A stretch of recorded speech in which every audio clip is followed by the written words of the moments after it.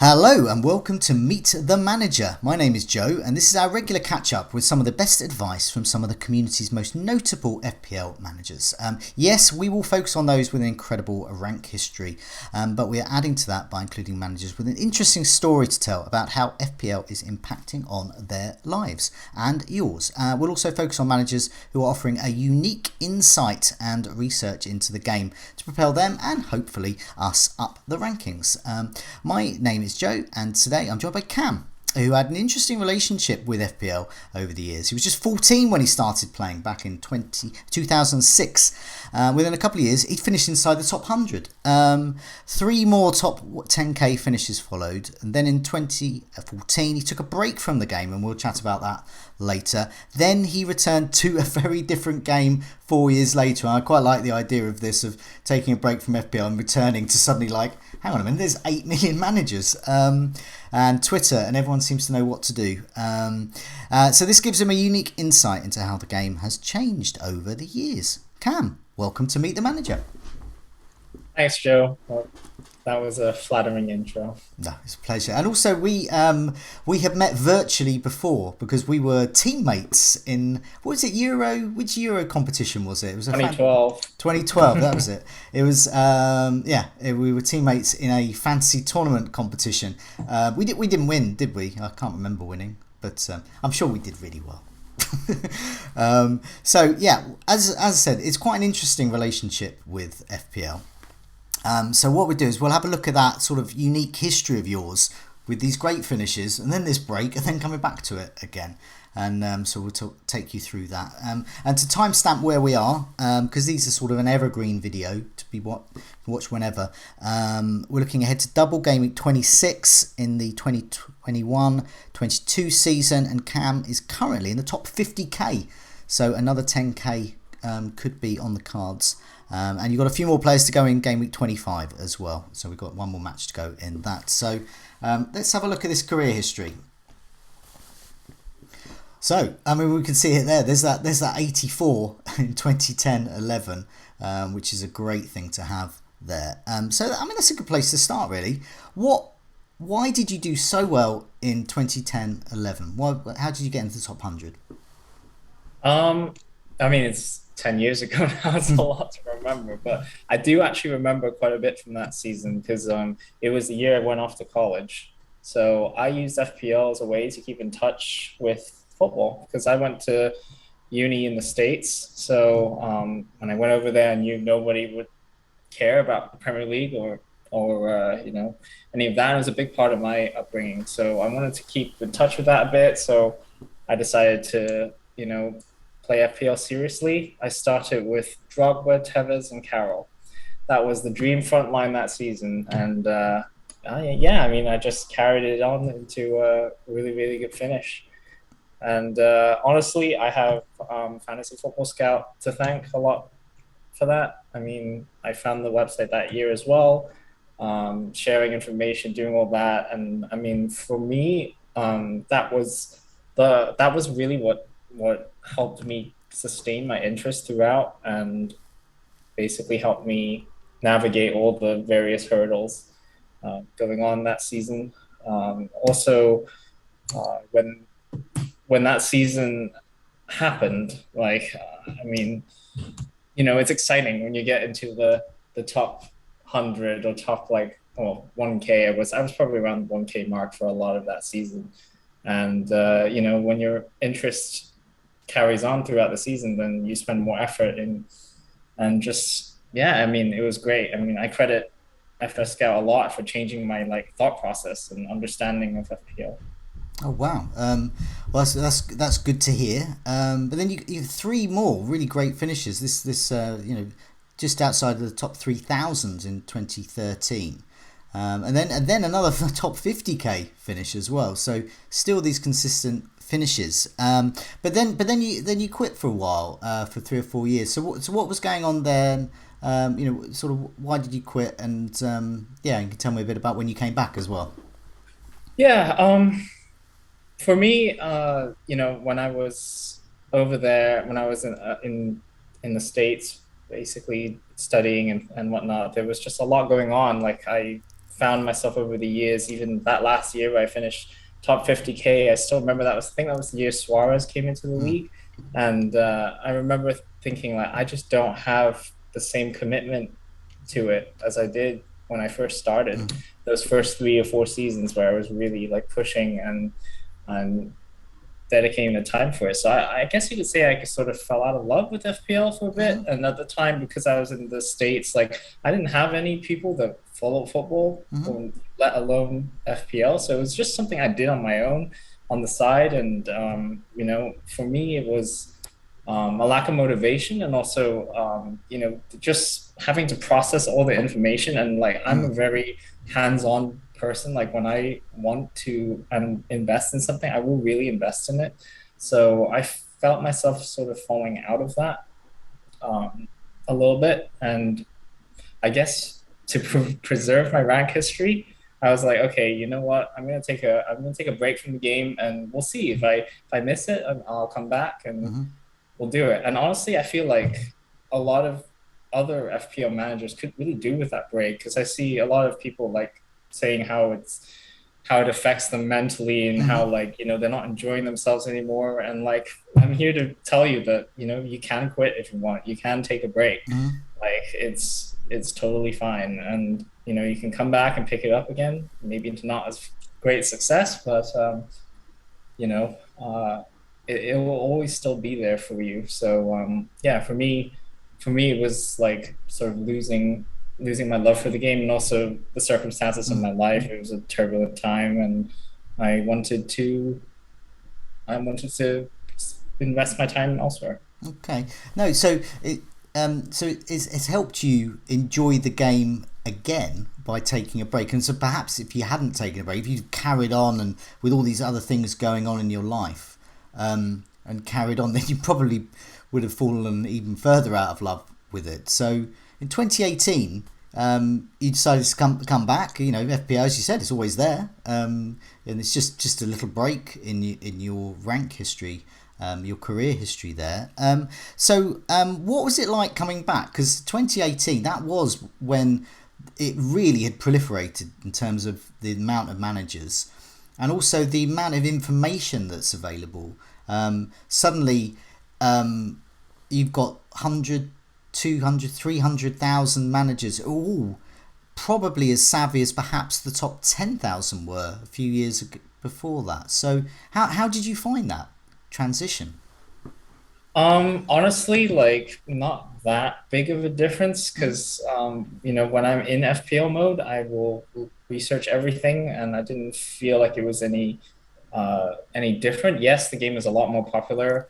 For me, the biggest thing with the chips, Mm, back when I quit, there was nothing but wildcards. I think we had 2 wildcards and yeah. nothing else.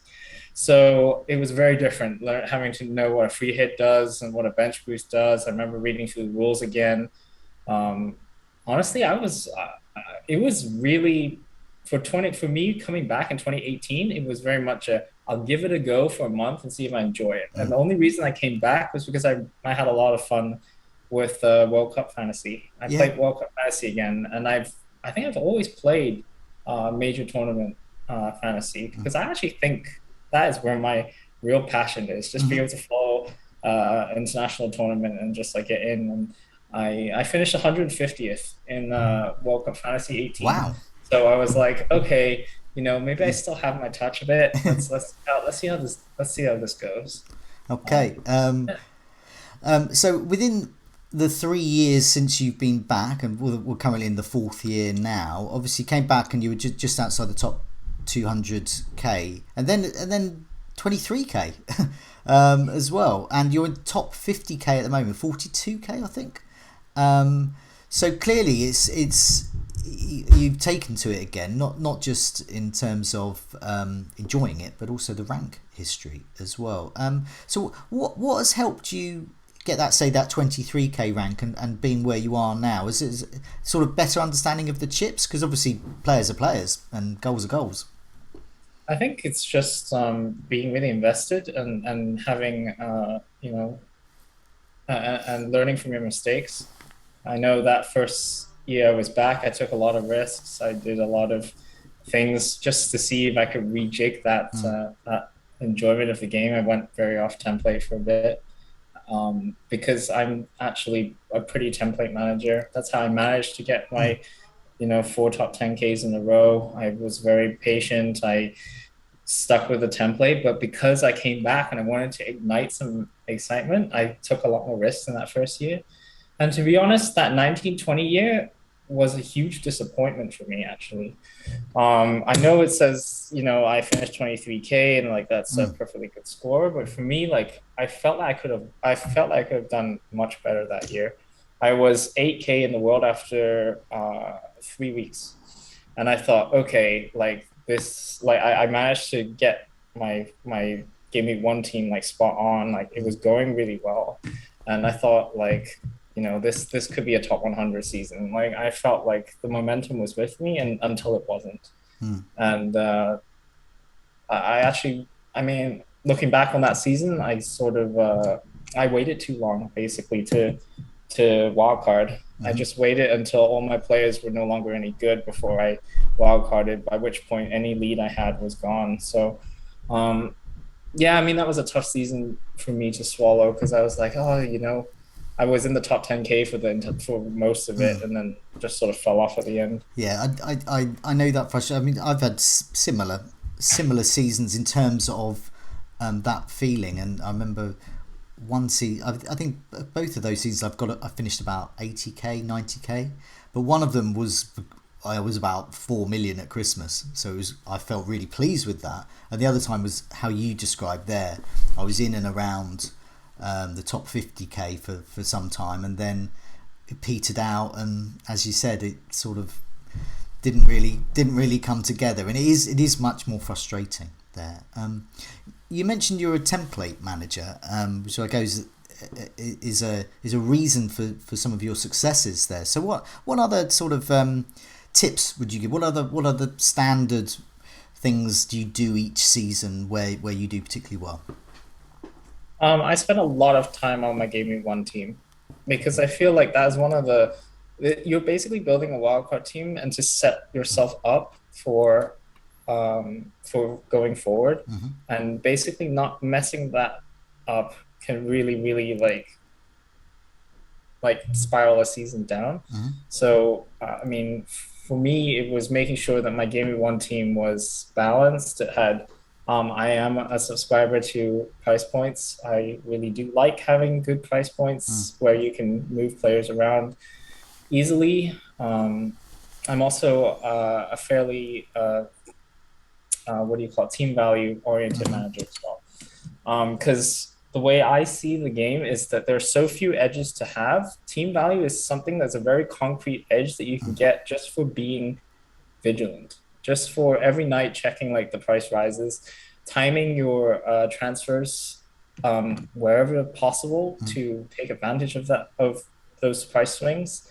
Because if everybody has the same team and you have, let's say, Son versus someone else's Rafinha, that could be a really big difference going Yeah. forward. And I, for me, I'm willing to take the risks because I think even though I'm a template manager, I like moving early for players. I like taking that chance. Players are not supposed to get injured. I keep reminding myself that they're not supposed to get injured. It will mostly work, but honestly, I think last year COVID just absolutely decimated everything I was trying to Yeah. to do that season and get ahead of the curve and do all that. It just yeah, I mean, it was a big learning season for me last year. It was definitely a tough one.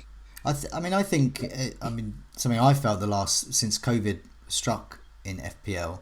I mean, I've found the last two or three seasons quite difficult because, as you said, the planning goes out the window. I mean, we used to a bit of snow, cancelling a couple of matches, but the amount of the lack of planning we've been able to do, and having to move players in and out, and team value has sort of been second to that really. And I mean, I suppose an example would be even this week with Mo Salah. He's gone up, I think, 0.3 in the last week or two. Um, and so those that got in early have made that money up, but he hasn't got the points because you've got to deal with other things like you've been at AFCON and all those things. So it's been tricky to navigate. That's just another thing to navigate. How do you? I mean, do you think you've sort of, because you're top 50k now? How do you think you've coped with COVID as an FPL manager now? Do you feel that you've sort of got a handle on the fact that it's chaos?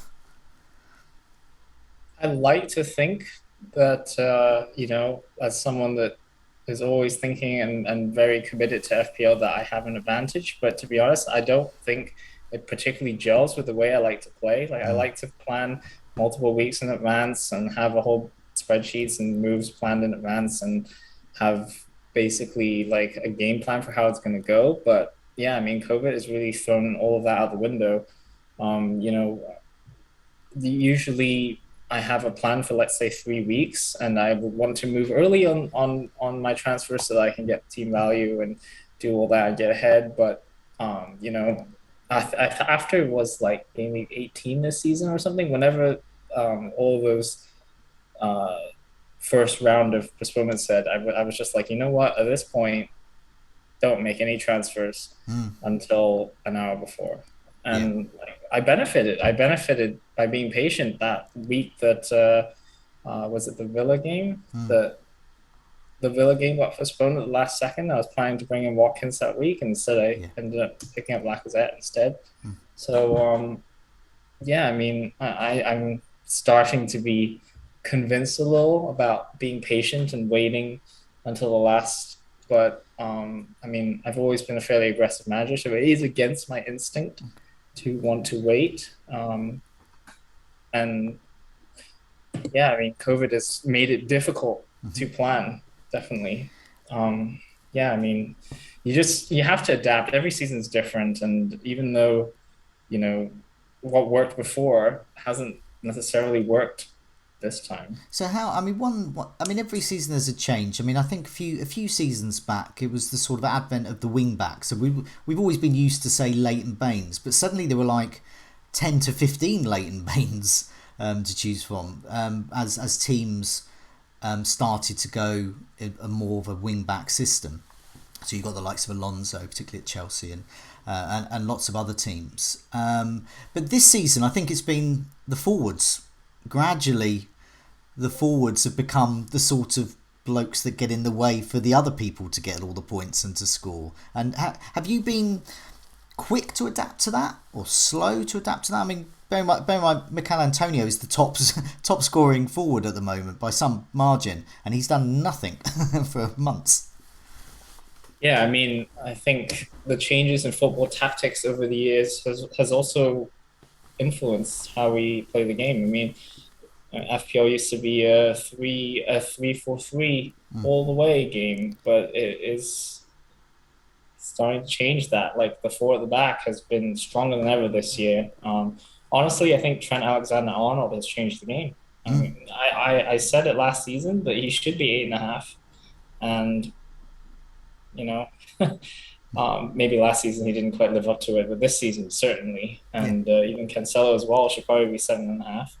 Um, but I think in general, like modern football has moved away from the 4-4-2, which is what I actually think Mm, FPL was built for. It was mm, generally built as a 4-4-2 because you have five defenders, five mids, and three attackers. mm, So it'd be one like sub slot for each one. At least that's how I mm, envisioned they planned for FPL to be. And back in like 2005, 2006 was still the height of 4-4-2. mm, So um, I think the formations and the way that they did it. But and now like there's all this discussion as well about what do we do with Mo Salah? Like mm, he's a forward. yeah.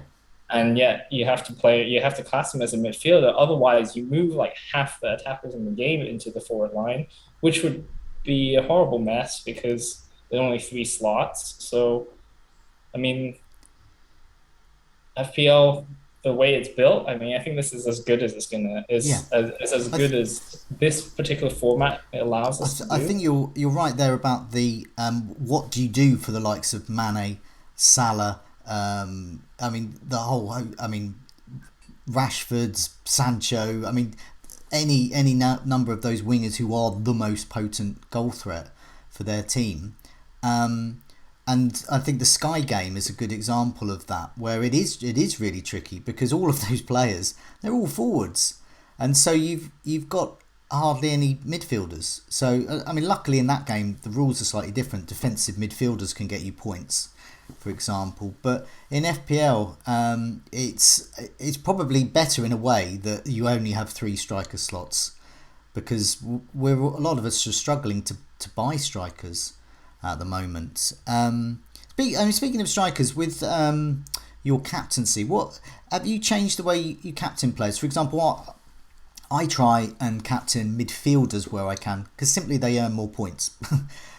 So I'm not necessarily keen to captain strikers anyway. Luckily, they're not doing anything. But what about you? Do you have your tried and tested captains always go for premium? Do you be a bit different, or and do you look to midfielders or even defenders? I think it aligns with the way that I play FPL, which is team value oriented. By being team value oriented, it means putting your money on the field. It means having as streamlined a bench as possible, as often as possible. I mean, this season has been an outlier, but in the past, like if I have more money on the field, the chance of me having a better score over the season is higher. I genuinely believe that. I think that, FPO pricing tends to be very, very good. So therefore, if the pricing is good, then higher value players should score more points.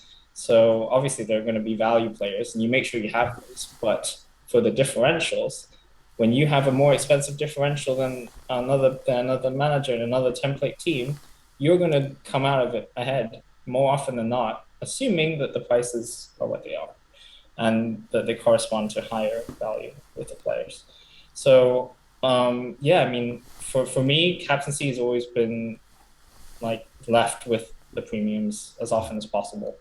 I've captained Salah loads this season, as everyone has, but I do have a Maverick streak. I do occasionally just love to like take a punt on a captain, and unfortunately, I just don't have a knack for it. I just don't have an instinct for it. Also, like the past 3 seasons that I've played since I've come back, I think is the return of the triple captain. In 3 seasons playing the triple captain, I have never had a triple captain get more than 4. So No, my highest, as I keep remembering, but my best ever triple captain was Payet. When he played for West Ham, and I don't know how long ago. I think he may even retired now. But that was the last time. His 7 points he got me, 21. That was the last time I got anything, and so we're quite similar there. It is frustrating, but then again, you can get people who get triple captains get huge scores for those. You mentioned about sort of more expensive differentials can give you the edge as well. So before we look at your current team as you're going into game week 26, what are the sort of players that you would recommend people who are watching this season to get in now for the rest of the season? Who are those sort of maybe expensive, but very good differentials that just are not going to be in people's squads? In terms of differentials, it tends to just go along the lines of fixtures. If you have a player that you can bring in for one of 3 games, I mean, what I did recently was that I switched Bernardo Silva from Mahrez. I did that 2 weeks ago. I captained him last week. He got 10 points. This week didn't really return, but I mean, Sterling scored a hat trick. It could have been Mahrez. Yeah. It could have Quidzin. So just taking like these short burst risks, I think it's worth it. That means like the likes of Harry Kane. I think Lukaku could even come back as a natural FPL option. He scored twice at the Club World Cup. Chelsea's fixtures are really good. I think getting on Chelsea assets early in game week 28 and going forward, that could be a big differential, because I think a lot of people are going to be slow adapting to that. I think that is where you can get a lot of points. The other way I look ahead is especially if you've wildcarded, you want to build a bench that has a lot of players with games in hand. That means Leicester players. I bought James Maddison a few weeks ago. I mean, he hasn't really done great, but if I intend to hold my wild card, and I do Mm. intend to hold my second wild card until at least 31, I think a player like Madison going forward will be able to sneak up with a couple double game weeks where other players won't have planned as well or won't have ready in time. And you only have a certain number of transfers. Every week there's something everyone is doing, the herd is doing something. But if you can sneak in one or two transfers, either on a wild card or if you have it spare to buy players with some foresight, then you can get ahead that way.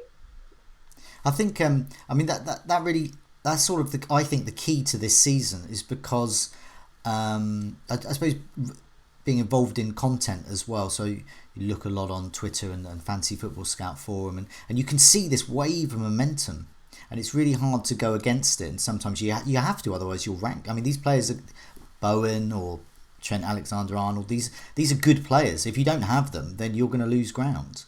But at the same time, it's getting on those bandwagons early, or perhaps that don't become. You mentioned Mahrez as well.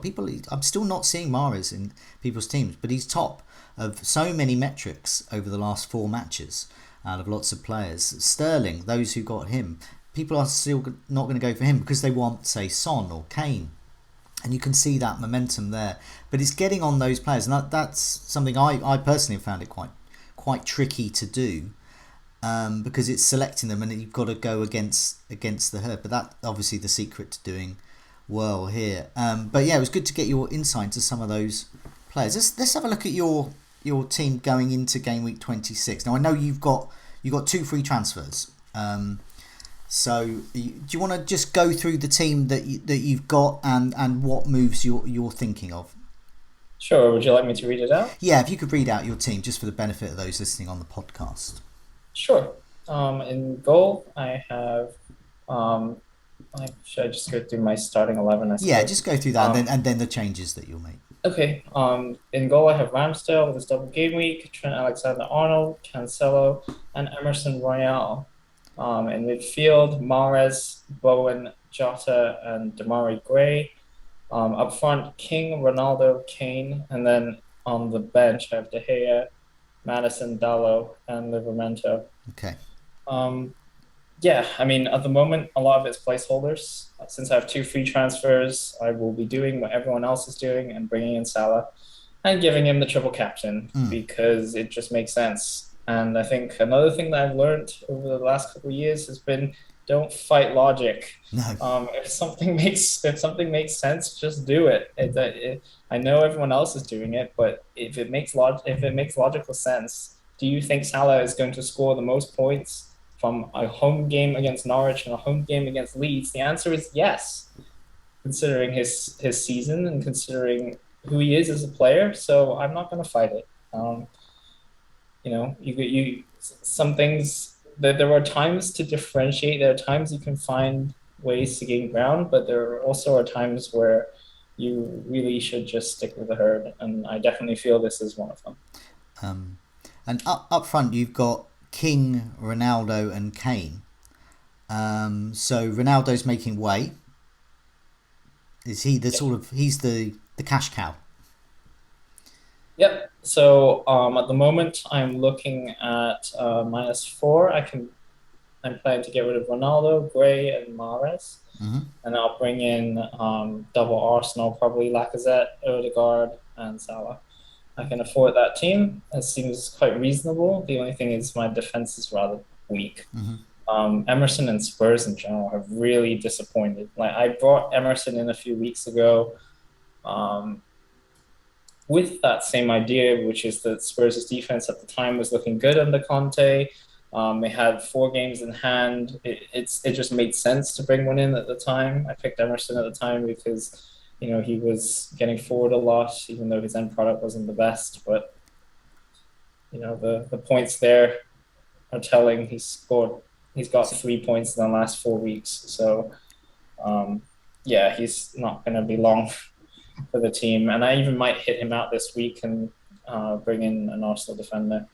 With I mean, if you just get that one you'll have two Arsenal outfield players plus three Liverpool, and obviously you've got Ramsdale where you've got De Gea to come in. So that would mean either you're going to go into game week 27 with 9 players, possibly 11 if you took another further hit, or would you consider free hitting in 27?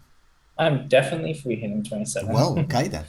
For sure. And there are a couple of reasons why I think the free hit 27 actually makes perfect sense and is what I think, especially if you have two. If you have one free hit, I can understand not doing it. But if you have two, I think free hit in 27 is so strong. And I think it's so strong for a number of reasons. One, there's a really sharp fixture turn. So that means Liverpool, you have 3 Liverpool players that you must have this week, and then they blank immediately after. That means like maybe a third of your budget just instantly goes. Second, you also have Arsenal. I mean, Arsenal also have a really good double this week. So if you are able to lean hard into a free hit, I think it's really advantageous. And the thing is, Arsenal also have good fixtures out of the double, so it's actually a really good time, I think, to lean hard into a free hit 27. And then free hit 27 itself also is quite promising, at least to me. I see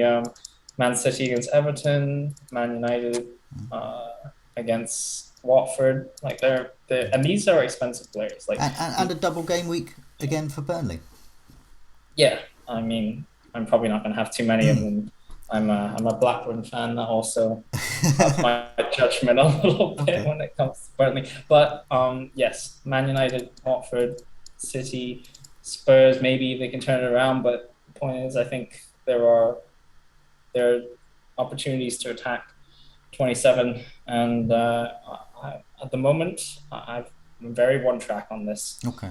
I'm going to free hit in 27, and if anything, I'm incentivized to lean as heavily as possible into it and just get as many people that blank in 27 in my game week 26 team. So that's triple Arsenal, triple Liverpool. Yeah, I mean, it's something. I mean, I know this week's Scoutcast we're going to talk about this, and it's a dilemma. I think for those like me with just one free hit left, I'm not going to do that. Because I'm not particularly set up for game week 30, and I'm just going to go into that and take advantage of some of those Leicester and Villa fixtures there, which are quite small. But if I had two, everything you just said made complete sense, and I would also follow you in that. If I had 2 free hits left, game week 27, the opportunities there to get in players and sort of just for 1 week rest the likes of Liverpool players. So for those who aren't free hitting, then they've got to leave them on the bench. And as you said, it goes against one of your key things of trying to get as much money into that playing 11 as possible.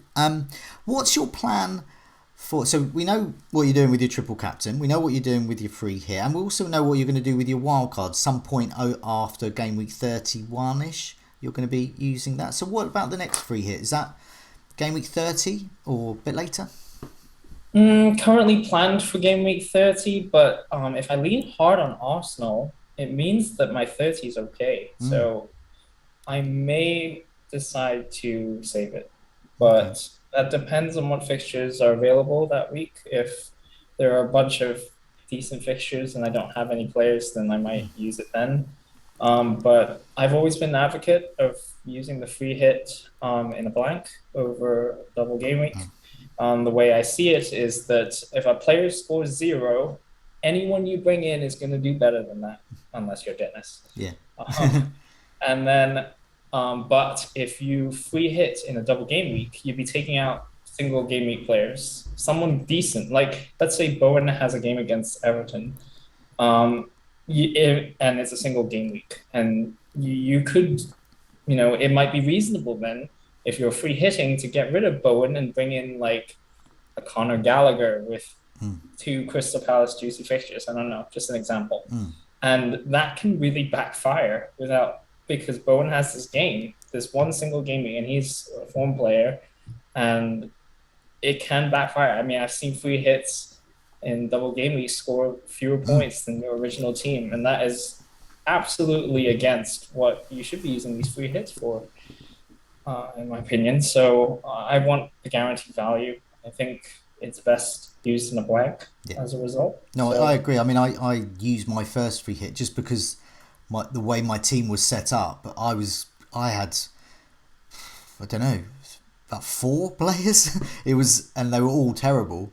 So yes, everyone I got in would have scored more because they just simply showed up, and that's a good mantra really. What about the bench? You got the bench boost left as well. So is the aim to play that after you wildcard or before? And I say that particularly with you in mind because you want as much money in your 11 as possible. And when you're bench boosting, in a way, you've got to invest in your bench, and then you're sort of stuck with an expensive bench afterwards. yeah, so for this year, I mean, I know that the big double game week is going to be game week 36. So I think the plan is probably to wildcard and then bench boost and not the other way around. The way I see it, okay, I can leave some money on my bench for the last 2 weeks, but that only really affects 3 game weeks out of 38. So I can probably get away with it. And this season, anyway, our benches tend to be decent. There've been a couple weeks this season where I'm just like, you know what, this looks almost bench boost worthy, but I think I'll just be patient and wait. I mean, it would be great if I could wildcard right before it, but I don't think that's going to happen. Yeah, I just don't see it. I've It's got going to be used before then. I've got another slide which I don't think I've shared with you, so I'll put it up on the screen. I'll describe it to you. It's a look at the next five fixtures. Really, it's to stress test what you've just been talking about. Really, so this is just looking in terms of that run of fixtures. This is game week 26 up until game week 30. So it includes a lot of those game week 30 fixtures we've got on here won't happen. So there's only a few fixtures that we know will take place, and they involve the likes of Wolves, Arsenal, Villa, Leeds, Leicester, and Brentford. Off the top of my head, I think I've got that right. Nevertheless, this shows that overall, Burnley and Palace and Southampton overall have good fixtures, and then Leeds and Wolves and Watford. So that could be quite handy for some of those who are free hitting over this period, because you're going to need some cheaper players to go in there. But it also shows what a problem Liverpool are. Norwich and Leeds, what a double game week, and then nothing, and then West Ham, and then Brighton, and then Manchester United. And weirdly, out of all of them, Manchester United have probably got the worst defence. Especially if Azuma is back playing for West Ham, and Brighton defence is pretty good. And it also shows what you've been saying about Man City, that they've got Tottenham, Everton, Manchester United, but then in game week 29 they've got Crystal Palace and then Brighton at home. And I know Brighton are a good defence, but it's Manchester City, and it's a different ball game with them. And then looking at another key team really is Tottenham. So game week 27, they've got Leeds away, which is a good fixture for attackers. So would you be looking to, on your free hit, to get Kane and Son, for example? Free hit in 27? Oh, sorry, you're free hitting in you're free hitting in 27. Have I got that right? Yep. Yeah. Free hitting in 27. You've Yeah. confused me. Would you, on that free hit, get in? You've already got Kane, but would you get Son in as well to go with him? Honestly, I don't like planning free hits ahead of time just Oh, okay. because, I know that it's a blank slate. I can just bring in whoever I want. So Okay. I'm not going to waste my time on that. I Okay. think, I mean, that week I'll spend all of it on that. But if I know I'm free hitting, then it's a one and done. So I'd like to spend my time looking at, who I'm actually going to invest in my actual team that I'm going to have to be stuck with for a Right. while. Yeah, so for me, it's planning ahead all the way up until around game week 30, if possible. Okay. I'll try to bring in players that make sense along the way. And For me, I think that's Arsenal. I'm happy to keep Liverpool. Mm, I see a lot of people that want to get rid of Jota and want to find a reason to get rid of mm, Jota. I don't see it. He's no. one of the best players in the game this season. He's an incredible value. He's the second top goal scorer in the league for a starting price of 7.5. I bought him at 7.5. Mm, He's still in my team, so I mean that's a big loss in team value by selling. And I will probably want to buy him back. So I think I'm probably just going to hold mm. unless something drastically changes and maybe he loses a spot or gets rotated two out of 2 out of 3 games. But I think he's firmly first choice, and honestly, he's probably about 2 million underpriced. Yeah, I will say that looking for value is also something that I focus on quite a lot as well. I started doing this exercise 2 years ago, whereby before the players got released in FPL, I would do my entire own pricing, and Oh, I would price all the players, all the reasonable players outside of the promoted teams, and I would do them how I would and how I think FPL would do it. And then um, when the lists actually come out, I will compare it and do a little cross check and see which players that I actually think are undervalued. And for me, like Rafinha this season, I mm. think he's about 1 million underpriced right out the gate. Um, yeah, I mean, I Jota saw, obviously is yeah, Jota. Jota's a 10 million Yeah, midfielder. Jota. I mean, at the time I thought he was probably more like Mm, 9, but it's pending start. So mm. he's one of those players that if he starts, he's a 10. If he doesn't start, he's a 5.5, not even. So yeah, I mean, Doing that exercise there, does that mean that you look more at the player rather than the price, as in the FPL price? So that it's what that value of that player is to you. If you see Jota is actually he's not a mid-price midfielder. He's a premium. yeah. For me, it's just a handy thing so I can identify value. Mm, Where I see some players are undervalued, or they might represent things. There are times that I get it horribly wrong. There mm, was one year I was just like, oh, I think Calvert Lewin. I'm not entirely sure he's nailed. mm. I think I had him in at 6.5 as my predicted price. Came in at 7, so I was like, okay, I'll stay away from him. But Yeah, obviously, that was the year that Calvert Lewin did really, really well and yeah. started off amazing. Scored a hat trick in game week 2, and I had to change my mind and get back on board. But sometimes you get it right, sometimes you get it wrong. But generally, I found that if you have experience playing the game and you've been watching a lot of football, I think watching a lot of football is actually very important. I wouldn't substitute it for just looking at stats. I think some players are very much one or the other, but I don't think it's one or the other. I think it can be a mixture. Um, Excellent. Before we go, is there anything that we haven't mentioned that you'd like to tell the listeners and viewers about either your relationship with FPL or just strategies for success? Yeah, sure. I mean, I can talk all day about Mhm. FPL. I'm really passionate about it.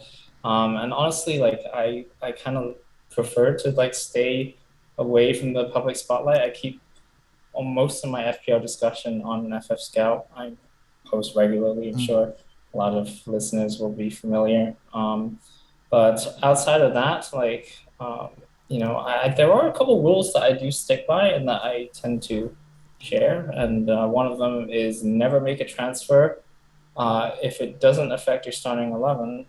Um, yeah, because if you can roll a free transfer, I think rolling a free transfer is always a good choice. mm, If you have only one free transfer left, don't use it on a move to like make money unless you have two and you're going to burn one. mm. I see that done quite often, and that's just a complete waste or a hit for no reason. And you never know. Your entire plan will change the next week sometimes. So rolling the transfer if you can is good. And the second thing is just to be vigilant about team value where you can. And that not to say that you should make transfers on like Saturday like evening, but to be mindful. Like if you can move on a Thursday and get a 0.2 mil price swing, especially early in the season, I'm all for it. I think the risk, the reward outweighs the risk. And if you do that enough over the season, like you get yourself more ammunition, you get yourself more options to buy players like Mahrez, where other players are buying, you know, players that are like 1 or 2 million cheaper. Um, yeah, so Okay, that no, is good, what I would say. good advice. Good advice. So Cam, thanks so much for joining me, and thanks so much for sharing your unique, really, relationship with FPL over the years of the real highs and then the lows and then the highs again, and enjoying it again. And you're definitely taking to it. Well, definitely far better than me, but far better than many other managers that have been doing this for a number of years. Because you're well in the top 50k, and I'm looking at your team, and it's very well set up, and especially preserving that extra free hit has really helped for Game Week 27. There could be some huge gains there, especially if some of those cheaper Burnley players, Spurs, Man City do well, as they may be predicted to. But in the meantime, Cam, thanks so much for joining me, and good luck with your game week. Good luck with the rest of the season. Thanks, Joe. Before I go, Oh can yeah. I just say one last thing, which I think I Oh yeah. only touched on briefly, and that is how to deal with FPL like struggles, like mental Okay. struggles, whatever. Yeah, for me, being able to enjoy the game now, a few years on from where it was, for me, the way I do it at least is that once you've made your decisions, like you can sit back and enjoy the football, Mm. and try your best not to, obsess over each individual thing going for or against your player, and just know that you made your decision, and all you can do now is plan ahead for the next one. What's done is done, and basically just like developing like a more casual um, outlook Mm-hmm. on FPL decisions and how each thing goes. I think that helps a lot. Like if you don't take it too seriously, then it won't hurt you that much. And even if you do feel bad, like take some time and look at your team for the next week instead. I mean, that's kind of what I do. I'll just put it out of mind. Like again, that same thing is, if you're going to buy a player, like ask yourself the question is, if the guy didn't score the week before, would you still buy him? Mm. And, with that sort of mindset where you're thinking ahead and planning ahead, as opposed to always focusing on things you can't change, players that are dropped that you didn't foresee coming, then you will be a lot better off. Mm. No, very very sound advice there.